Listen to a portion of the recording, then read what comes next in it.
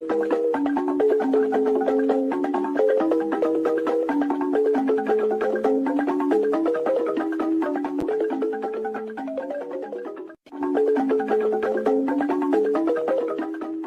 have no mercy for those that come to disrupt the restoration of this struggle. We don't negotiate with anyone. We will never do that.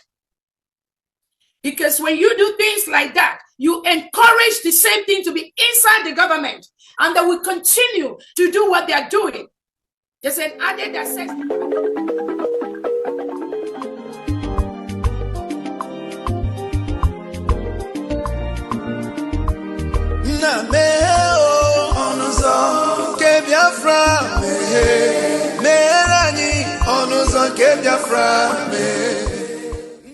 Welcome, fellow Biafrans, lovers of freedom across the world. I welcome you to this amazing platform. Thank you so much for joining me on today's program, and I wish you a very happy new year. Finally, we are now in the year 2025, and as we proceed in the year 2025, we must not forget that we have a lot of responsibilities. Our responsibility in this platform is to give you information and make sure that you have an update on what is going on in Biafra land, more especially things that has to do with the restoration of independent state of Biafra. Today, I am going to share with you a very important video. Please pay attention to this video. In all the information that we see here, you are going to see that they have started again a new deceit to distract us from the restoration of independent state of Biafra. We must not be distracted. It is either Biafra or nothing. Mazi Nnamdi Kanu said it to us, and he has not changed his mind. If anybody tries to insinuate that Mazi Nnamdi Kanu have changed, that is a lie. Watch this video from beginning to the end. You will understand that the enemies will never give up. And those of us who are focusing on the restoration of Biafra, we must not give up. Do not get distracted, regardless what you hear or what you see. Always remember that it is Biafran first. All eyes must be on the rising sun. Every eye must be on the rising sun. Do not allow yourself to be carried away with things that are happening around you. The restoration of independent state of Biafra is one thing that we must focus on. We have the United States of Biafra now. Let's watch. Carries significance for millions of individuals who believe in the declaration of Biafra as a new independent nation. This movement, which has its roots tracing back to 1967, was born out of a hope that one day freedom will be attained. Anticipations run high. Could this finally be when the long sought after Biafra comes into being? Do the supporters of this movement possess the legitimacy to pursue these aspirations? What are the underlying rationales driving these plans? As the countdown to the 2nd of December begins, we embark on a journey through a brief history of Biafra on this first part of our 3-part series, examining the series of events that have shaped the narratives of Biafra over these decades.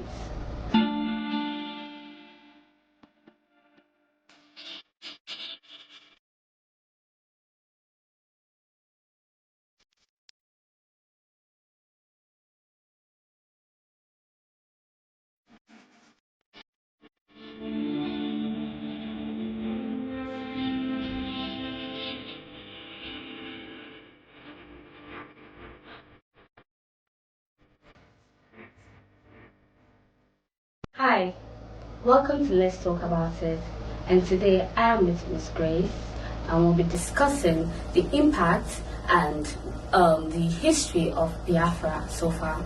So Biafra has been a short-lived republic that lasted from 1967 to 1970, and this is what actually led to the Nigerian Civil War. So what do you have to add on that? Well, this topic of Biafra has been one that is dating back to the 90s and the 20s. Yeah. We used to hear about this Biafra in school, how it came about, and just like you had mentioned, the reason for the Nigerian Civil War, that war that led to massive killings of women and children and men in this country, was because the federal government was trying to take over the territory of Biafra. And you would think that, it has ended, but it has come again. And there are talks about Biafra coming back. They want to break away from Nigeria. There are many controversies surrounding this seceding of Biafra in this country.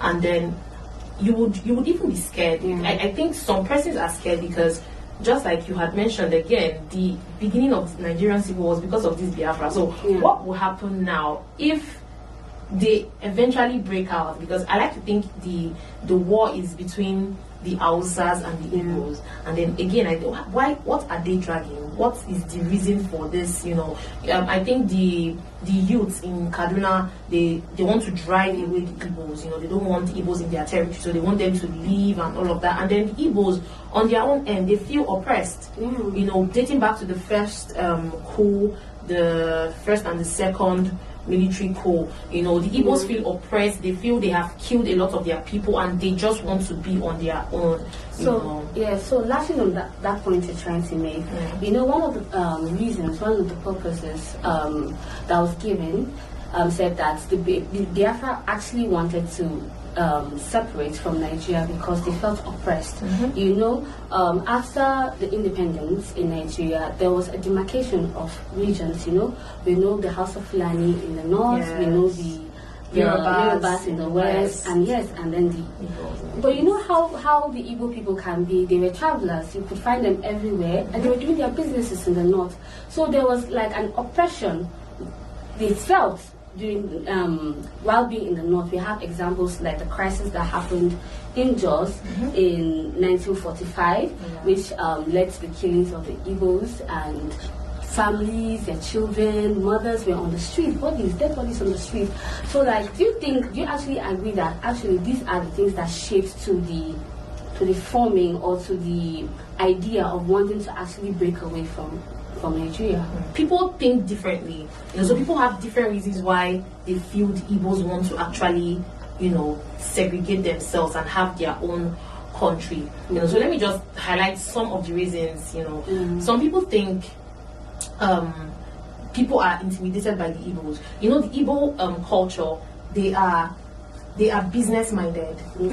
That culture is very rich. They are business minded, and there are a lot of resources surrounding that Igbo culture. So people think, they want to carry their resources and go and stay on their own, be on their own, do their own thing. That is one reason. And then another reason is the Igbos feel they have been oppressed too much. There has been a lot of killing of their people dating back to history. So they just want to do their own thing, and there are just a lot of controversies and reasons from different people why they think they should actually secede. So let me add some points to what you're saying. So after the independence, 1960, there have been political power division. The northern people, how the north in Nigeria can be very dominating when it comes to power, actually had the political power, you get. So it was actually obstructing the Igbos from having a say in the political say, and then which now led to the first military coup that was led by the Igbo officers. It happened in January 1966. The Igbo people now had a military coup, which Satafa Balewa and some other prominents. They killed some some officials. other and apart from that, Nigeria is a country that is power driven. You understand? Every region wants to be known. You understand? Every region wants to be able to hold a certain level of power. You get. So when the Igbo people now striked, the Hausa people now had to strike back. You see why I say it's like a battle between the Hausas and the Igbo, because there was a counter coup. I think that was in Kano. Yes, where the Hausas they now faced that was assassinated a lot of also. So the counter coup now led the Igbo people to flee from the north. They had to leave their businesses. Infrastructures were destroyed. The Igbo people are very dominating too in a way. When they come, they take over. They know how to. They know how to feel at home. They know how to feel at home. So I feel like part of the reasons in the history was they were not given the opportunity to feel at home. Do you also agree to that? I feel like they were not given the freedom to enjoy their rights. They are Nigerians, and they want to also feel at home, whether being in the north or being in the south or being in the east. And I felt like they were deprived. They were oppressed. So the civil war now had impacts, even long-lasting impacts. Up to now in Nigeria, we can also see the back and forth that comes, even up to now in politics, like current election that happened. What happened? Nobody wants the Igbo man to win. They say, if Peter Obi should win, it's going to be a problem. You know, so it actually had impacts. So we have one of the impacts it had was the economic impact. It had, you know, one thing Nigeria tried to do for Biafra to make sure that it did not stay was they made sure they cut their rations of food. There was a blockade. Yes, those were the sanctions. That was one of the major reasons why the Biafra they could not succeed. You know, the blockage of food. You know, the children there getting hungry because they're dying. People literally died of starvation. About over 2 million Biafrans were recorded dead as of that time. Apart from the blockade again, the Nigerian army were focusing on destroying their infrastructures, factories, farms. So agriculture was not even nothing was working. They couldn't feed. They couldn't move. And then they had checkpoints. Like, they didn't have freedom. They made sure that the freedom they had was limited. Apart from that too, we have post-war challenges that happened. It had taken the Biafran, not only the Biafran, the eastern part of Nigeria, and taking them so long to actually build up. You know, because so much damage was made. Too many damages were made. A lot of life were lost. Yes, some people could not even find their loved ones for years. Some people up to date, could not even find their loved ones because they were all displaced. You get, so it also had like an impact on them in a way. Yes, which, well, I think also today, I think we're still struggling because when you now look at it, back then when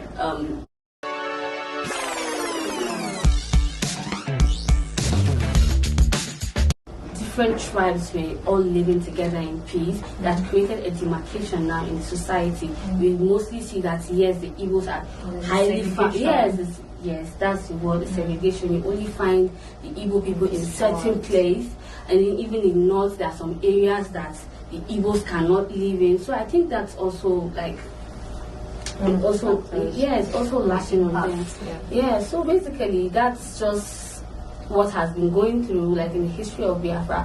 But in our next episode, we'll be looking deeply the reasons why Nigeria is holding on to Biafra. Because come to think of it, why is it that the country does not want to allow this group of people who don't want to be part of this country anymore?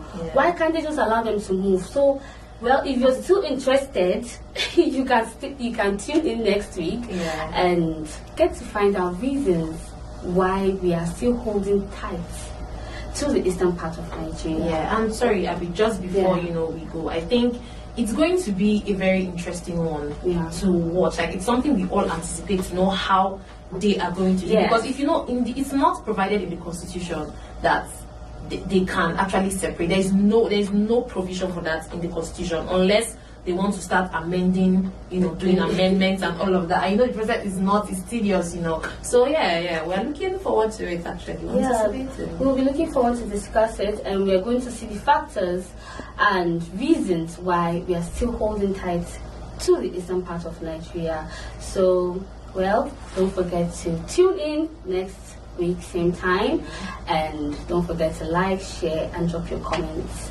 Thank you for watching. I greet everybody. Our protocol is duly observed here. I'm not the type to come out and talk about anybody or talk about anything. Even with all these things that's happening, I subscribed once I met her in Finland. I usually did. I listen to her every now and then. I wasn't a big fan. I listen to her because she speaks Igbo language. I listen to every now and then. I do because I don't have time to be on the internet. So once I met her in Finland, I subscribed. I don't usually subscribe in people's channels.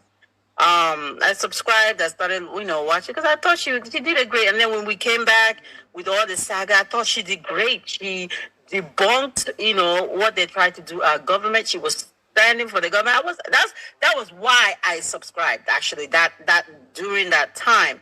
I was listening, and I saw a delay. I unsubscribed immediately. I unfollowed.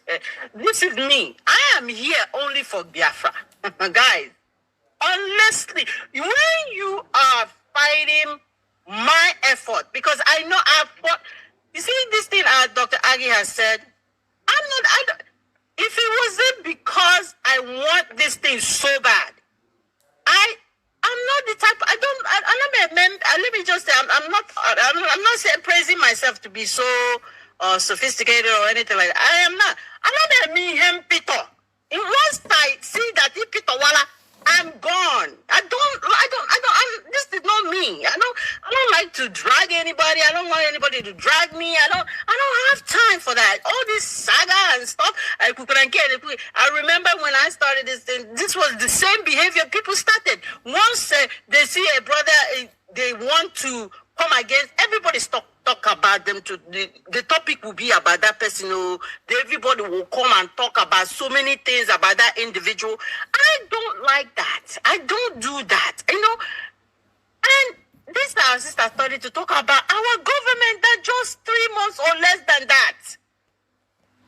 And I just reaffirm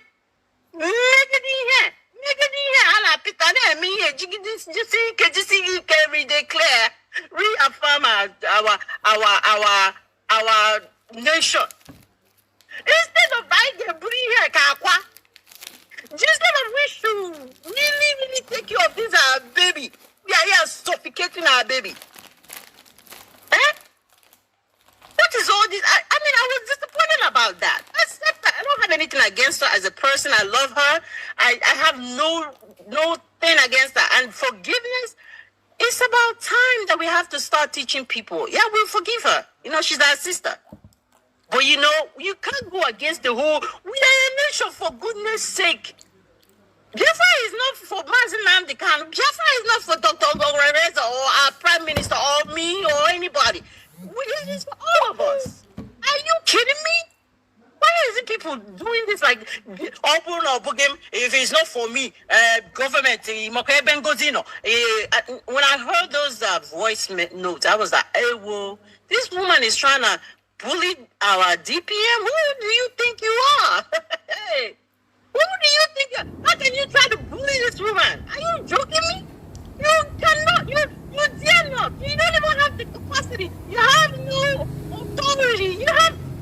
You dare not even go there. What are you talking about? Bullying? Who are you?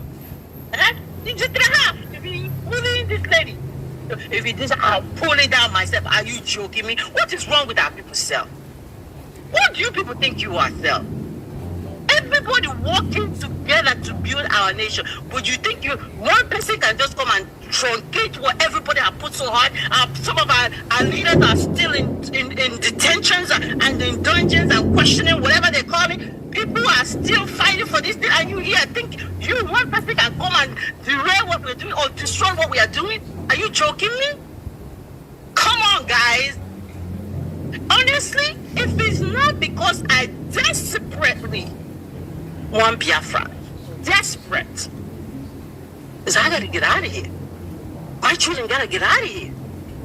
If it's not because I desperately want this nation, I'd be gone. Just like our Dr. Aggie said, some people don't have the kind of thin skin that some of us have to say, if we don't come out to do this thing, who's gonna do it?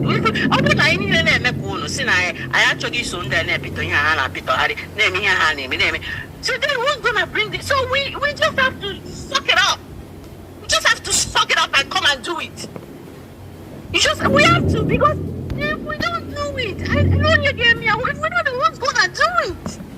We just have to suck it up and come and just seek it, make this thing, and those people that feel like then they can join, they can stay where we put them. End of the day, we cannot continue to do this. Well, like I said, this is the government. whatever they want to do, that's up to them. If they Thank you so much for watching the program. I appreciate you for your patience to watch from beginning to end. I hope you have learned a lot from this very program that I just played, this video. Please like and share the video. Share to all platforms. After sharing the video, now you can go to the comment section and put down your comments. Whatever suggestions, contributions you have to make, what do you think about the video I just played? Go to the comment section and put your comment. I will go through the comment section, and I bet you I am learning a lot from there, and you can equally learn from there. Let us share our experience on that comment section. Thank you so much, and stay blessed. Don't forget to share, and we continue to bless you as you share. Biafran government, peace, progress, unity, and equity. We move. Airborne.